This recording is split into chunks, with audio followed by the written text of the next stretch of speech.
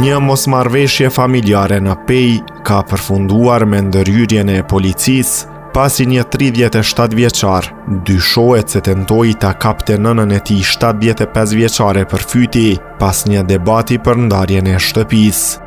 Sipas informacioneve, ngjarja ka ndodhur në një banesë në rrugën Mbreti Bardhyl. Viktima ka deklaruar se prej kohësh përballet me dhunë psikike nga djali i saj, për të cilin pretendon se përdor substanca narkotike dhe alkool.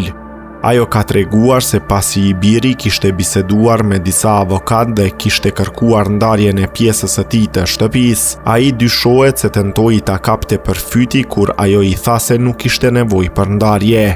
75 vjeçarja ka refuzuar trajtimin mjekësor, ndërsa në rast është përfshirë edhe qendra për punë sociale, e cila në koordinim me policinë e ka strehuar në një shtëpi të sigurt.